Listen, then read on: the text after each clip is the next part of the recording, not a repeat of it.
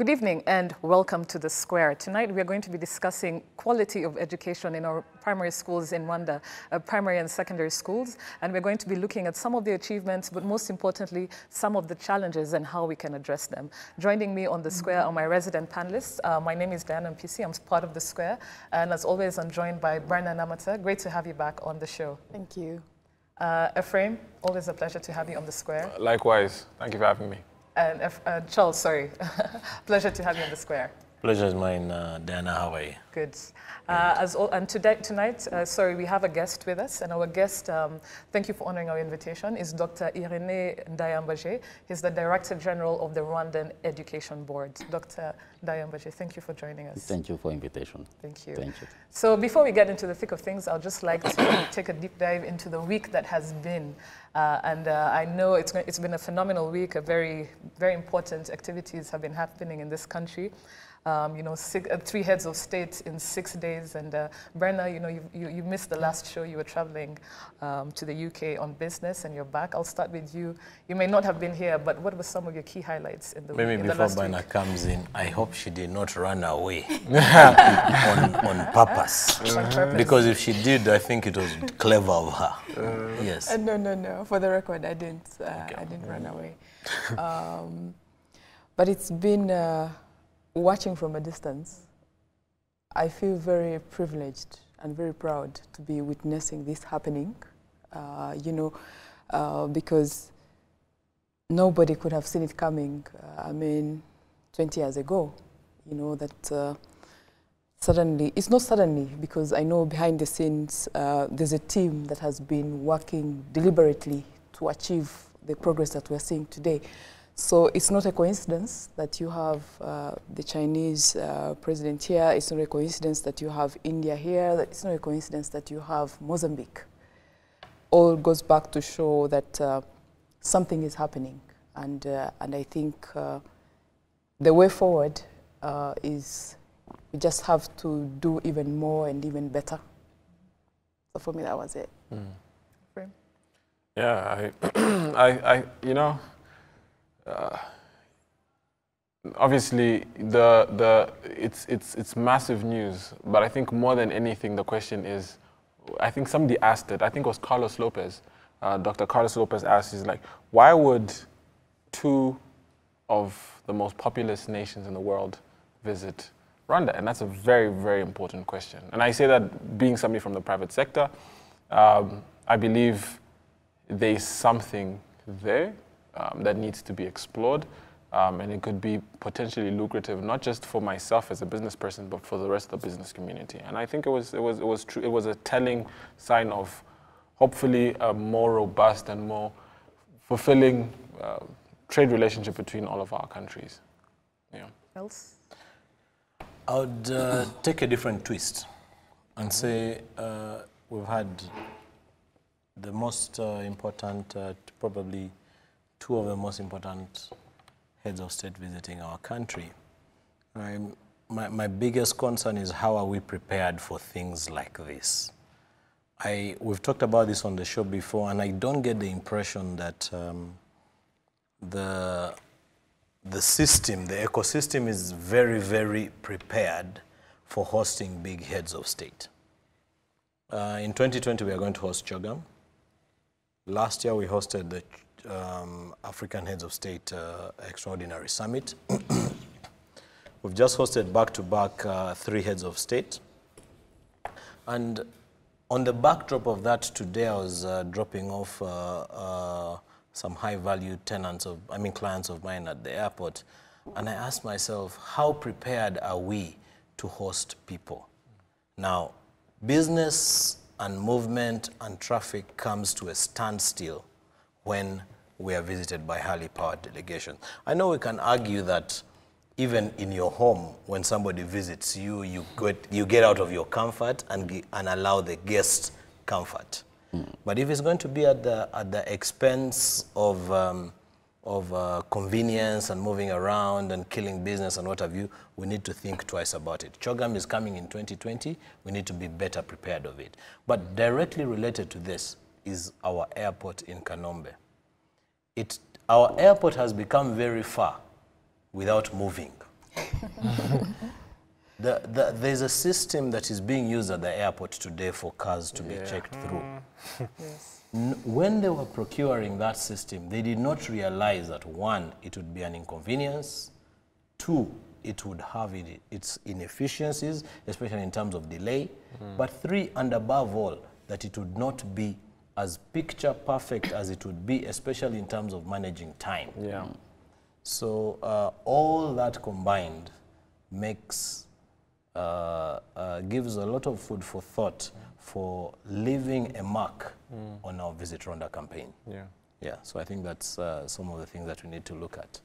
Yeah. Dr. Ndayambaje, would you like to contribute to this particular segment? Yeah, of course, maybe a little bit. It has been a busy week right from the starting.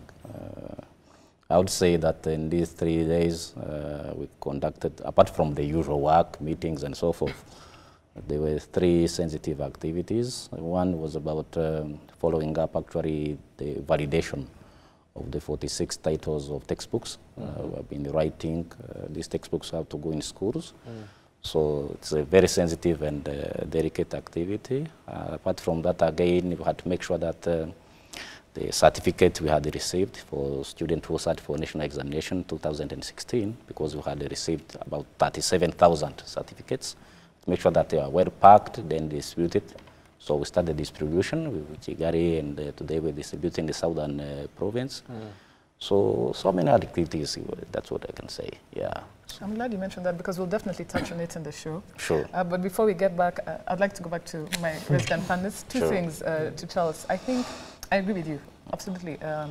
It shows us that a lot more needs to be done in the whole Visit Rwanda campaign when we have massive dignitaries that come here. But I'd like to point out, you know Angel Uwamahoro, the poet, the local poet. She likes to be referred to as Malaika. Sorry, gosh, I actually can't believe I said it. Malaika Uwamahoro. And she tweeted, and I found her tweet very, of course, as artistic and poetic as she is. And I think it was to do with, you know, the roads being closed and everything. And she said, don't worry about the roads. They're actually paving the path for us. And for me, you know, these are growing pains, but the bigger picture ahead is that, and like you said, Charles, I hope by 2020, you know, these are issues that these are growing pains that we won't have to deal, but the bigger picture is that this is massive, you know, for these dignitaries to come. Agreed. But to be fair, Charlie, I mean, even the most developed, if London is receiving several heads of state, you will have lots of inconveniences in terms of, you know, traffic and, yeah, but of course, that doesn't mean there are issues that cannot be addressed, but just to say, let's be fair. Yeah, to be fair. Let's be more accommodating. Yes. And also a shout out to the protocol, the teams that we behind making this a seamless transition. This off, yes. You know, one head of state flies in, 30 minutes later, another one is leaving. The media that has to follow these guys. Yes, everyone. Absolutely, because the media is covering literally from the airport till these guys are finished. Yeah, so even, you know, the media, kudos to my kudos. colleagues. Big Absolutely, yes. Thumbs up. So yes, we are here to talk about the quality of education in Rwandan primary and secondary schools, and there's some issues that we're going to touch about, but the first that I'd like to touch on is the Rwanda Educational Board. A lot of structural and managerial changes were made, some might say very harsh. You know, top leadership was dismissed based on some of, you know, scandalous things that happened in terms of mismanagement and of resources at Rwanda Education Board and the impact on students and education in the country.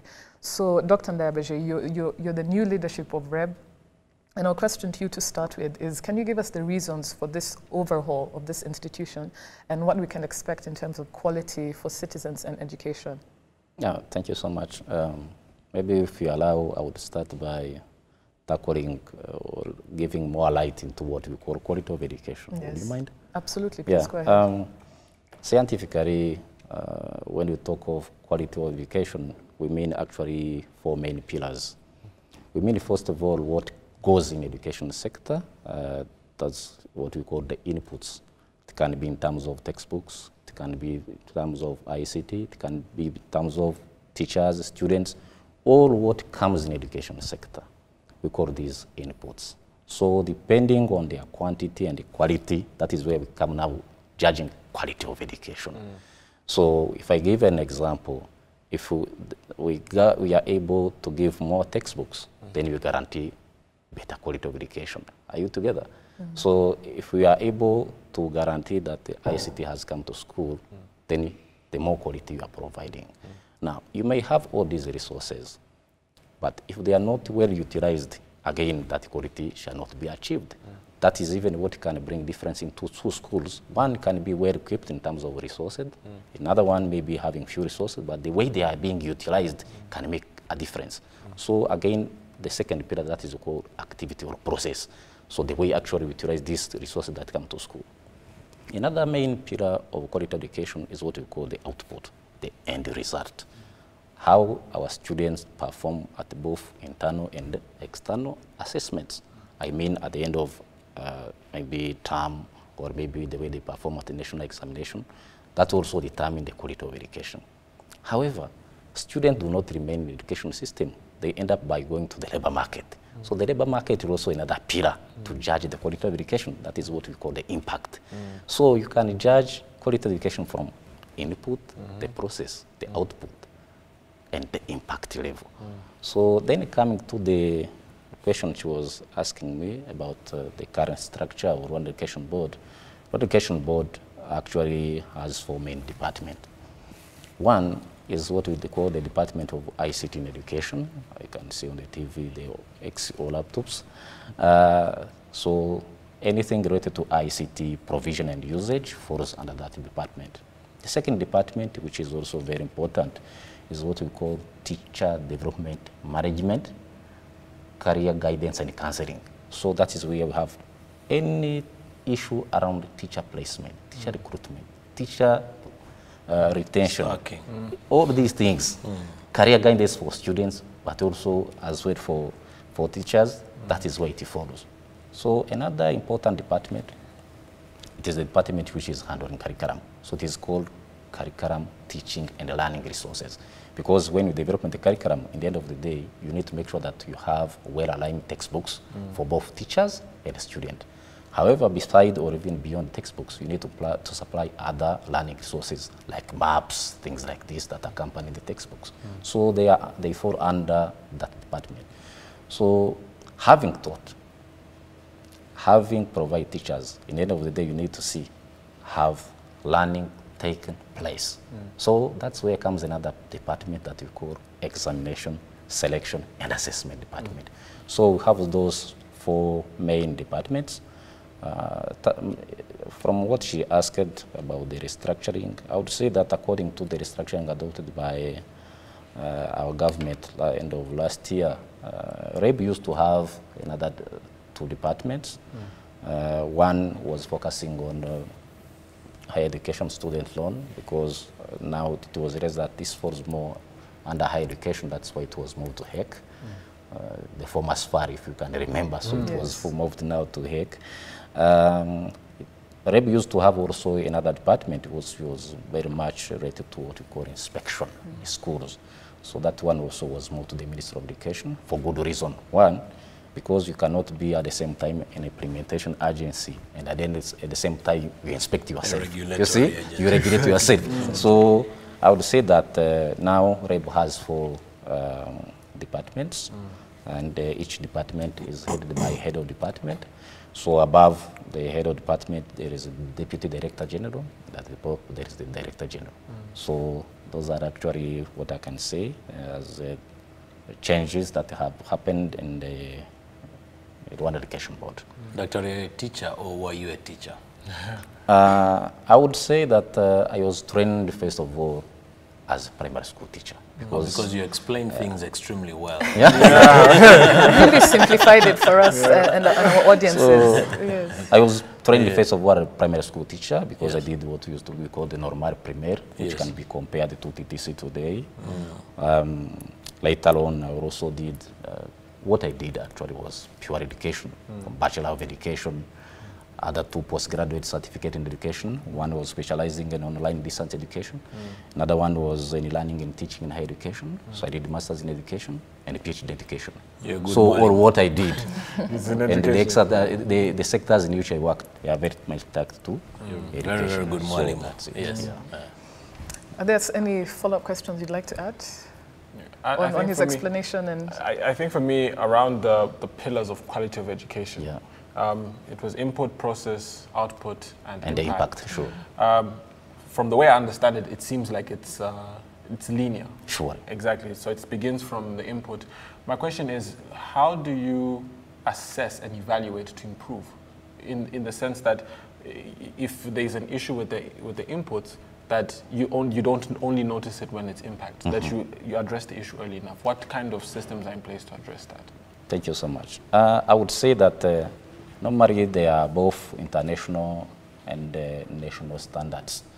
When you say, for instance, when it comes to the inputs, we should actually, if I give you a very simple example, when it comes to the student textbook ratio, how many books per student?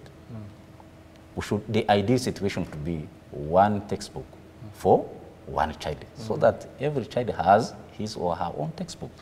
But it happens that we do not achieve that target because of maybe the means, and therefore, where we can actually reach that target, that is the ideal situation. So if, as of now, we have 1 textbook, maybe for 2, 3 students, it means actually we should strive to make sure that we guarantee 1 textbook for 1 child. Are we together? So, and again, if we say that we want to have 45 students per classroom, so that at least the teacher has maximum attention to all children. So if you have more than 45, you mean that now we are not falling within the standard. So in actually to respond to your question, I would say we keep on checking on the standards. But so that from the input side, we are in the right direction. Sorry. Yes, I think for me, I'll allow you to come in. But for me, the question is, what happens if there's a child and they go through that aspect of, let's say, they were part of the class where they were maybe 60 in the classroom, or they 2 of them shared a book, or 4 of them shared a book.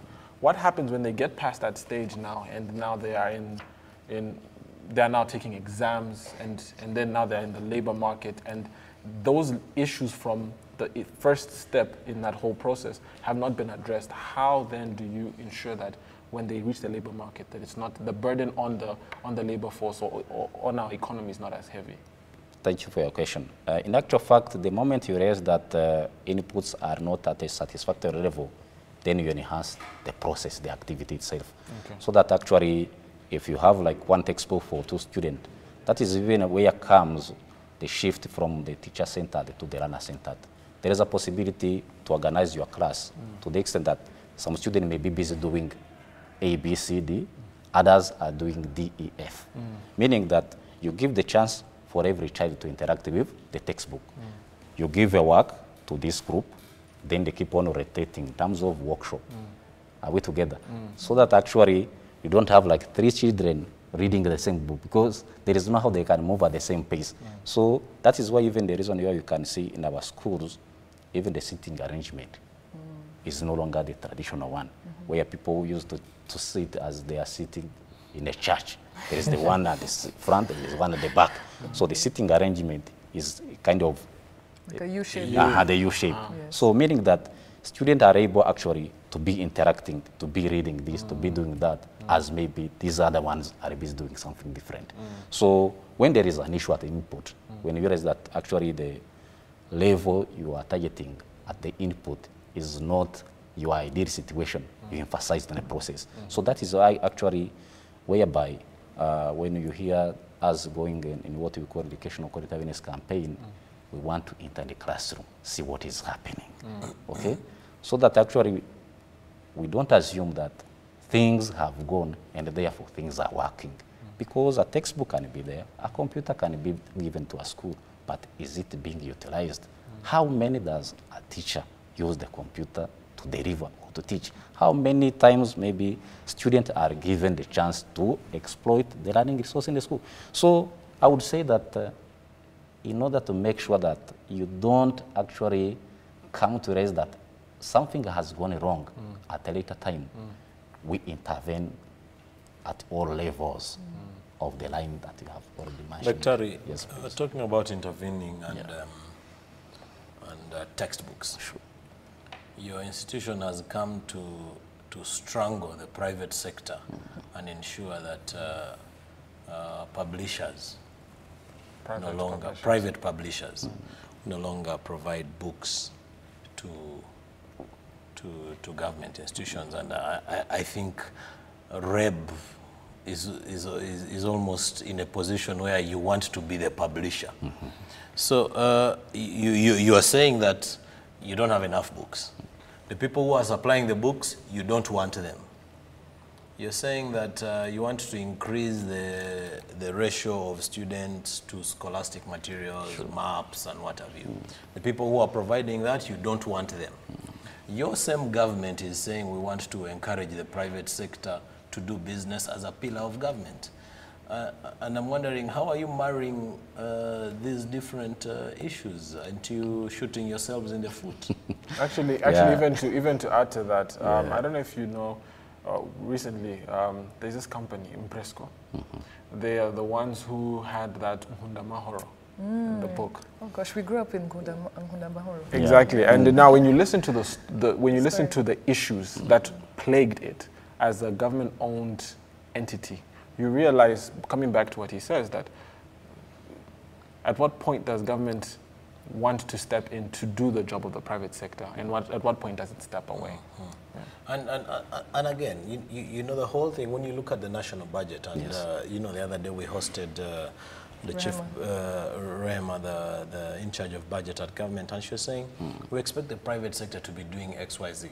So it's really self-defeating, Daktari, that you don't want, you know, the four of us here are private people. I don't know why you don't want us to pay our taxes. How would you answer that? How are we going to survive? Yeah. How would you answer? Thank you so much. I think that is very interesting. I would say that from the educational standpoint, there were actually like major reasons why the government decided that it is now up to REB to produce what we call textbooks. Because other learning materials we are not actually going to produce. This shall always continue being supplied or procured. But coming to textbooks, there are issues, one to do with copyright. On an annual basis, it's like the statistics of the students that come to school increase.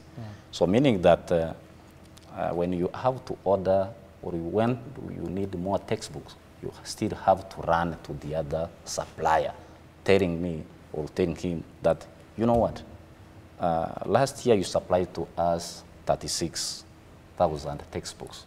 But this time we have like 80,000 students come to school. They all need textbooks. So meaning that, in other words, REB was like in an ever-ended circle of over-reliance on suppliers, because it was up to them actually to supply these books. So the issue of copyright. So you want to replace even a textbook, if you want anything to be changed in terms of content. You see, you used to see like the content. But to me, that's not an issue of copyright, and I'm sorry to interrupt you, Daktari.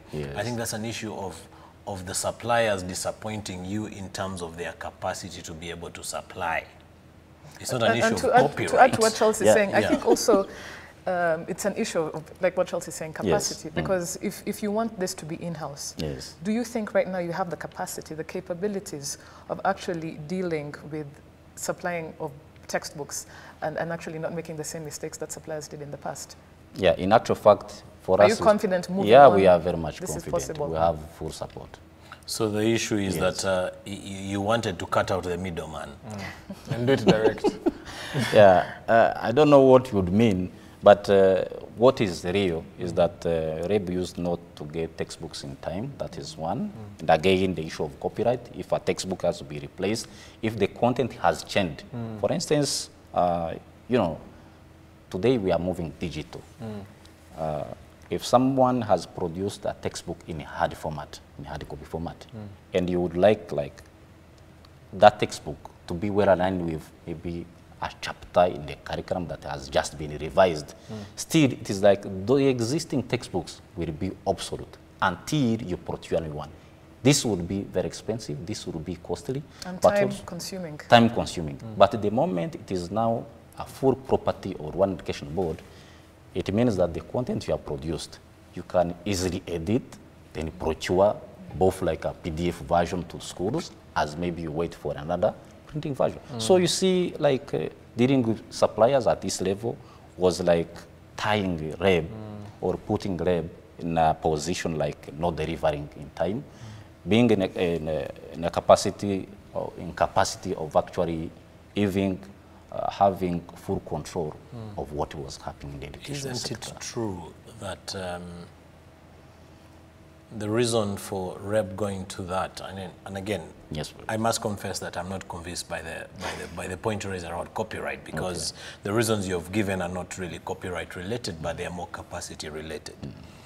And that said, the reason you've given as well of why you've gone into it is not satisfactory, because the government has its own significant deficiencies in as far as its procurement is concerned. So therefore, I am almost 100% sure that you're going to go through the same bottlenecks, because if you procure for textbooks and you want supply of online or soft versions of it, then you'll have to redo another tender, 90 days, or, and you'll go through the same process. But that said, and I've given two reasons why I'm not convinced by what you just said. Yes. But I want to take you on this, Daktari, and say, isn't it true that the reason why REB has gone the route of handling the textbook distribution and handling of textbooks for primary and secondary schools is because you had a recent issue with a particular textbook supplier who provided books that were not in tandem with the school curriculum, and probably that was that you actually not probably that you definitely had to recall from the shelves. So wasn't this a bit of a haphazard militant decision to say no, so that we are able to control what our students read, let us supply the books ourselves? In actual fact, there are a number of reasons, but the first one, which is very much in tandem with what I have already said, the issue of copyright.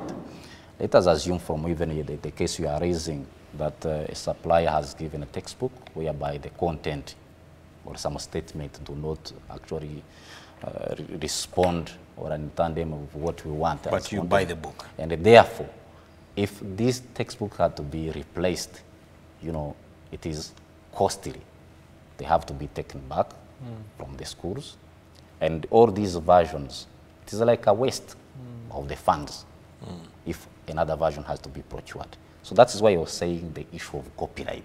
So if it was a full property of one education board, the moment a mistake is discovered, editing or changing becomes easier because everything is within rather than being handled by Doctor, another person. I'd like to also hear from Brenna, who's been quiet on this, and I know she has a lot to say on the subject. No, just to come in terms of what he's saying, when you take up this work, reacting to something that has gone bad, the impression that you give is that there's no planning or proper planning or adequate planning. And the reason I'm saying that is because since you perhaps were already thinking about this costly process, why not plan a phased approach and say, okay, we are going to work with distributors for this long, or maybe 50-50. Because, I mean, right now, if you decide to take over the whole process, what happens if it doesn't work? And the students are the ones who are going to bear the brunt of this the second time round. So yeah. just let him answer Thank you so much. I would not say that we have actually inadequate planning. We planned very well. That is even why we started small. We started with only 46 titles among 126 titles. You see, we started small. Let us test and see how maybe we can in the future. So that's why I actually said, let us start with these 46, which are coming to end. And all along this, yes, titles of books. So when we talk of a title, it means it is both a teacher guide and a student book. You see, a combination of the two, that is what we call a title. So the moment actually we shall have our textbook printed, then we shall embark now on the huge journey of the whole textbooks that are needed at both primary and secondary education. Have you considered renaming your institution to Rwanda Textbook Center? The reason he's asking this, partly, I mean, because you have so many things to do as an organization. Sure. Yeah. What assurance do you give that, you know, as you take on this huge work, you know, it will not come at a cost of, you know, the other, you know, issues that you're supposed to deliver on? Thank you. In actual fact, in this process of textbook writing, I think there has been the very first time in our Rwanda education system to have end users of textbooks participating in the development actually of the textbooks. I mean, in the process we are using secondary school teachers, which the we best don't have ones enough of, who we normally use in different circumstances, such as setting national examination. We are using university lecturers, we are using academics or scholars that we have within. It is actually even a way to show that we have even a capacity within, rather than saying that textbooks can only be produced by foreigners who end up even by employing unqualified locals.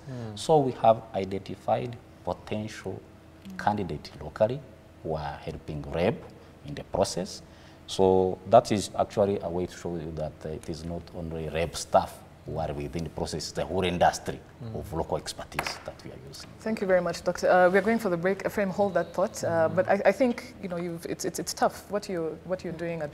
It's a very tough job, and I think you've really, you know, given the answers that you're looking for. Although there's much more that needs to be done. Yeah. Other than textbooks, we're going to touch on other issues with the education system in our primary and secondary schools in Rwanda, you know, to do with English as a medium of instruction and so forth and so on. So stay tuned. We'll be back right after the break.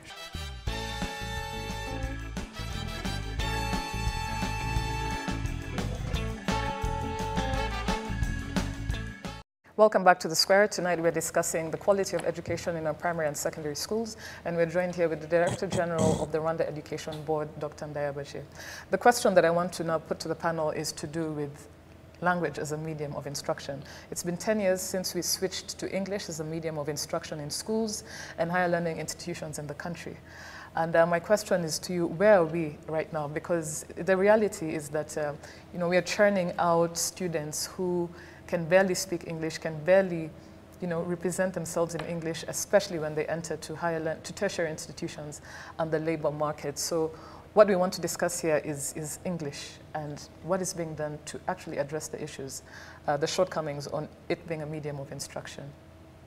Yeah, thank you so much. Sorry to interrupt, sure. Dr. The pillar, you know, as I said, Dr. is a very, very good teacher. There was the last one, impact. And the way we are here, we tend to really judge on the basis of impact. Yes. Yeah. Thank you so much. As Diana mentioned, 10 years ago, from P4 upwards, the medium of instruction has been English. Now to know where we are, maybe this will take me to where we want to go. Yes. So far, there has not been any thorough study that's showing us maybe the level of English proficiency for our teachers.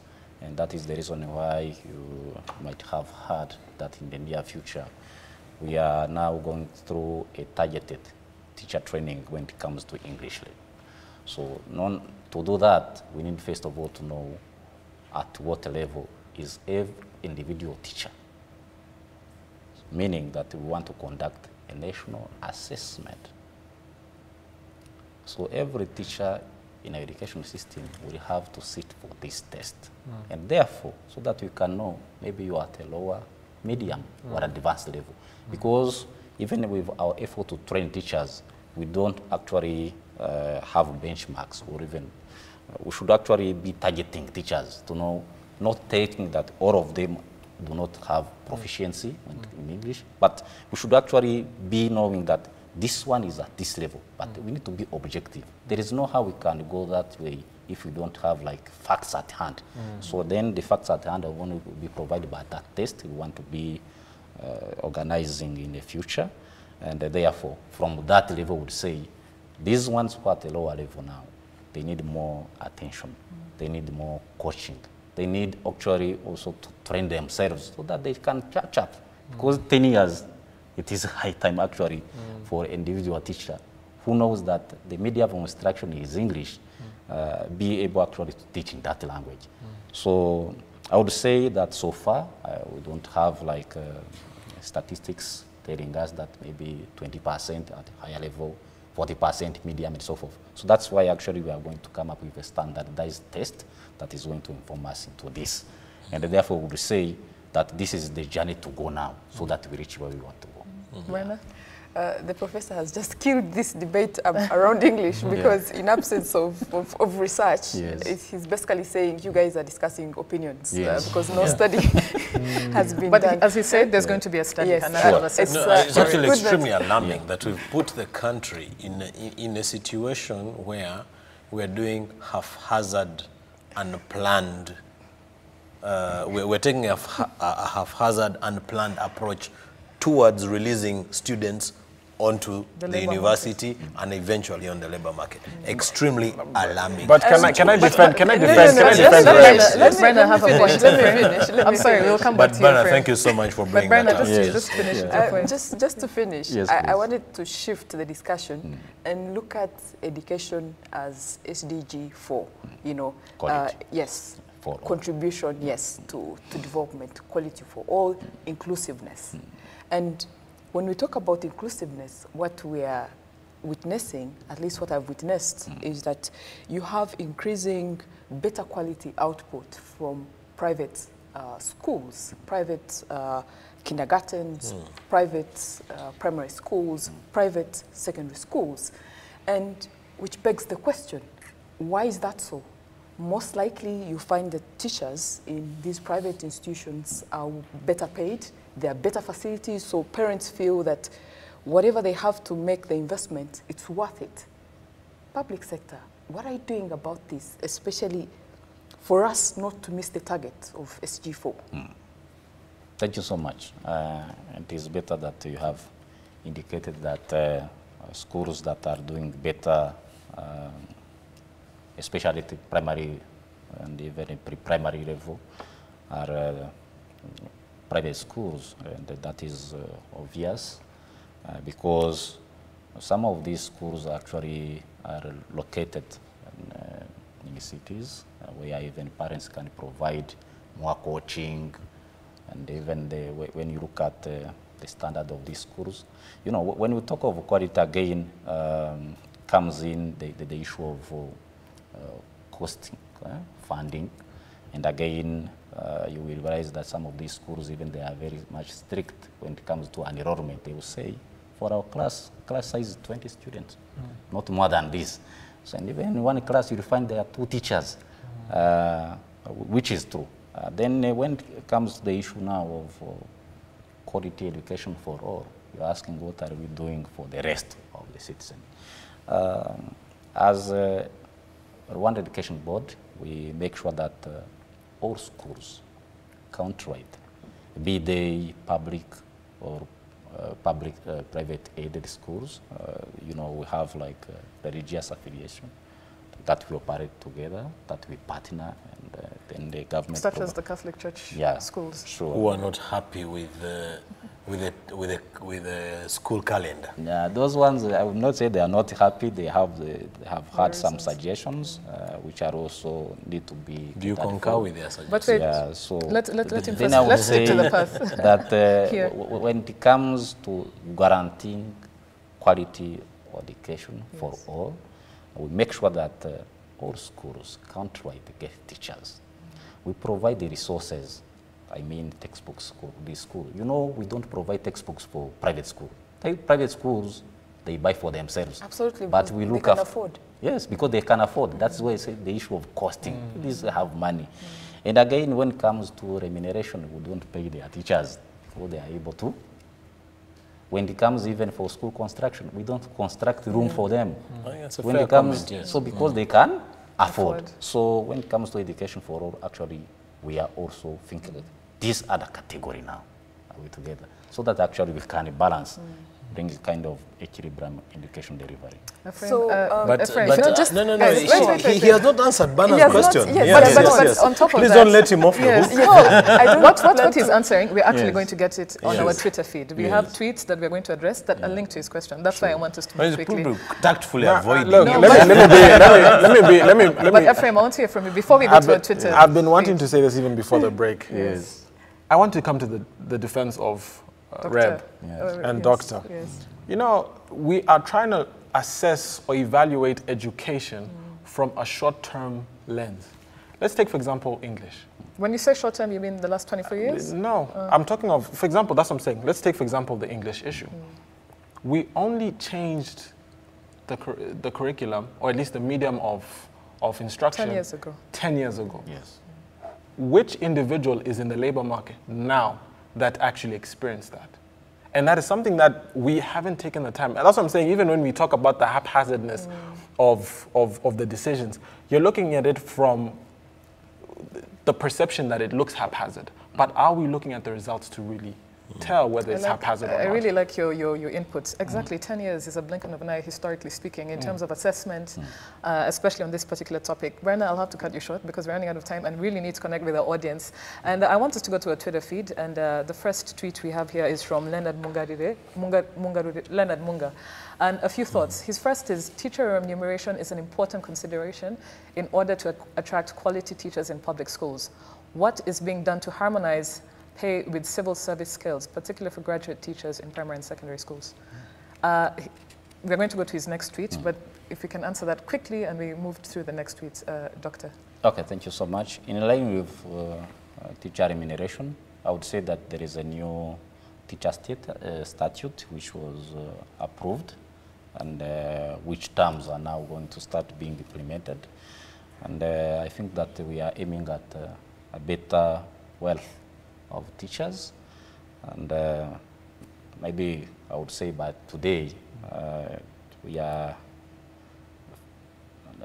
limited by the means, but in terms of what is provided by the teacher statutes, with time we are going to observe teachers being actually able also to afford what any other employee is about to afford. So how much is the salary is going to be? How much is it going to be so that teachers can know what to expect? Actually, to start with, can you give us an idea? What is a teacher in a government-funded school paid per month?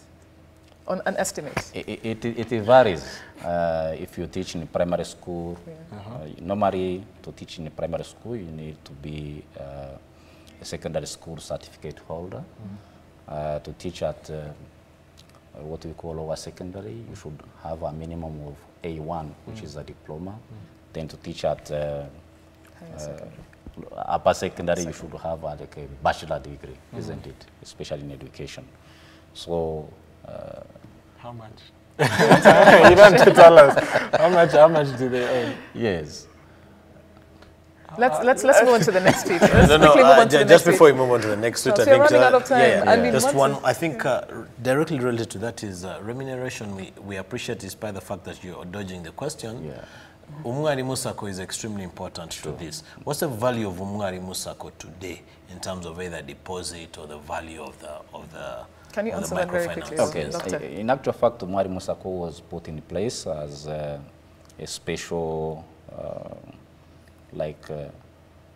bank. Let me call it a bank, or where the government would deposit big chunk of money so that this money can help our teachers actually to get loans. And apart from that, Mwalimu Sacco also has been like a pathway to help our teachers also to address the save, remuneration issue, to yes. save So what's the value of Mwalimu Sacco today? So I would say that even as we speak, the government shall continue investing and depositing money on an basis in Mwalimu Sacco so that our teachers can continue getting loans, they can survive, they can fulfill ABCD. In actual fact, I would say that it's a support to their monthly salary. So that's it. Very quickly, Brenda. I would like to... Very quickly, please. Yes, and I'm making a proposal. Yes. I would like to suggest that what we have done with healthcare, with Mitwell, we should do it for education, because the issue of funding education, I don't think government can ever get enough resources. Mitwell is not perfect, but I think the model could be replicated in education to achieve SDG 4. What do you think? But, Doctor, before you answer that, because you're repeating SDG 4 to a certain degree, Yes. we'll answer that. But I want us to go to the next tweet, which is very, I find it quite interesting. And this is from Richard, who says, the current curricula is less relevant and out of touch with reality. Education focuses more on subject knowledge from textbooks, and pupils aim to cram as so to pass exams. The new guys at REB should revise the curricula and content to meet today's modern global needs. I know I'm supposed to be a bit neutral on this show, but I totally agree with this tweet. And I'll give an example of a country like Finland. Yes. Has some of the best educational practices because they completely revised the teaching how to cram as opposed to teaching how to learn. What do you have to say to this tweet, Dr. Ndayambaji? I would say that that person might not be well informed about the curriculum that we are using, because our curriculum is what we call competence-based curriculum. The reason why you have this competence-based curriculum is because we wanted to target 3 main areas. One is what we call knowledge, theory that you can read. Then you say, hey, that one is educated because it has theoretical knowledge. Second, we want actually to blend knowledge with what we call competence, skills, hands-on. You know, it does happen that somebody, yes, graduates first class, maybe mechanical engineering. But he can't write his mechanical engineering, can you repair my car, my friend? I know, This I car just of know. yours, you know. Yeah, you see, you have that theoretical knowledge, you have the skills, but beyond that, we have also incorporated what we call values. So a combination of the 3, competence, skills, and the values, because as the Rwandans, we wanted actually a number of our values to remain with us. You know, what we shall actually become in the future. You know, education is actually the pathway to shape the future generation. So that is why actually, when we talk of competence-based curriculum, we mean that there is the knowledge, there is the skills, but also the values, which we don't need. We have actually to customize, make sure that we remain. So, and therefore, that person who is saying that the curriculum is useless or not meaningless might not be well informed about the components of our I don't think actually they meant that it's useless, but it's putting it in context of the required skills for the 21st century. Because you have to train bearing in mind what is required in the 21st century. What is required? Problem-solving skills, critical thinking, you know, creativity. So can you give us assurance that the education system today is actually delivering on the different fronts that are required in the 21st century? Sure. That is even why, even at university level, the curriculum they are using is also competence-oriented. And even throughout the training, there is the PPP, public-private partnership. When we talk of what we call external efficiency, instead of actually the consumers, I mean the employers or even a private sector coming to harvest the fruits, that is where now the private sector is even participating in the training. You see? So that's we are going in order actually to make sure that there is internal products well cooked. You need also to bring on board these people who will end up by employing the graduates to come in when it comes to training. So that is actually the reason why. Let's not talk about the private sector. Let's not talk about the universities, because you're feeding them with a poor product, and that is really the purpose of of the square, because we are not content. You have managed to very, very successfully avoid some of the tactical issues that we have raised on this show. And I, for one, have not been content. But I know my Diana is really harassing me in terms of time. Okay. And I'm particularly worried that from a teacher, and that's really one of the most important things that we need to put in place. You need, as REB, to give guarantees that that teacher who is going to be interested in imparting his knowledge onto the students will like his job. So as the head of REB, if you sit down in this studio with all the viewers of RTV and know nothing about Umwari Musako and not know about the value, it's extremely worrying. And you cannot even confidently enough answer Ephraim's question around what they are remunerated. It is extremely worrying.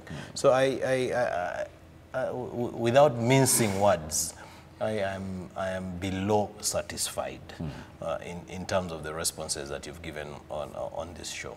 But I think also adding to that, I think this is definitely a conversation that is continuous. This is the first time on this show we're addressing education. We've done it before in tertiary institutions. It's the first time we're discussing it on a primary and secondary level. And I think this is something that we will actually, you know, put you to task. You give us personally, some of the answers you gave, I found actually fair enough in terms of charting a way forward, new leadership at REB, and some of the things that you have planned for really revamping the education sector, which I don't think is dismal 100%, but I think a lot more needs to be done. And before we just we are going to give our closing remarks, and I'd like to start with Berna and Ephraim and Charles very quickly before I give you the last word, Doctor. For me, it's about inclusiveness. We have to get it right with inclusiveness. We cannot afford to have more children getting better, but these are few children in private schools. We need to get our public schools to get better. For me, it's inclusiveness. If you can solve that, I'll be the happiest woman. And it's a process. I think for me, my closing remarks are in defense of REB. I do believe that there's room for improvement, but we cannot apply, even when you talk of, for example, the textbooks and the private sector getting involved, you cannot apply market forces to our education system. We have to at least view it in a socialist aspect where we're like, we're going to lose money, but we're going to invest it towards making sure that it's right. But I agree, the continuous assessment is needed, and that's what the four pillars, at every level, there has to be work done to ensure that things are being addressed. Sure. Charles, very quickly. Yeah. Mine is about really enabling environment. I mean, private sector, what they know is how to make money. Government does not know how to make money. Your job as government people is to put an enabling environment in place. The enabling environment is such that initiatives like Umwari Musako, and I like to give a perfect example of CSS Zigama. They have put an enabling environment for people to enjoy joining the police and enjoy working for the police, enjoy joining the army, and enjoy working for the army. There is no reason why you should not do that for teachers. I know the initiative has been done. I just don't understand why that delivery is not being done. You're shooting yourselves in the foot by being involved in actually the work of the private sector, supplying books and stuff like that. Please give your closing remarks. Remain with the regulatory side and what have you. Do not do what you don't know how to do. Please give your closing remarks. I would thank panelists and Diana in particular for having invited me. Then I would say that there are times that people actually did not think about the value of going to school. After even we have had times people going to school, but the current trend of focusing on what people get out of the school, which is quality of education, now are actually awakening everybody. You can see even this show itself, quality of education, wherever you go, quality of education. This shows that everybody actually is willing to support us, is willing to support the government efforts. and I would love that that continues. Absolutely. Thank you. Thank you very much for joining us, Doctor, and always a pleasure with my resident panelists who don't respect time, but it's been great talking about the quality of education in Rwanda in primary and secondary schools. A lot more needs to be done, but right now I personally think it's heartwarming to hear some of the strides that you have made and the strides that you're actually making going forward. So thank you very much for joining us. Please continue this conversation on our Twitter feed. The hashtag is right there on your screens. There's a poll on Twitter. Please respond to it. We're going to keep this conversation going until the next show. Thank you for joining us and have a very good evening.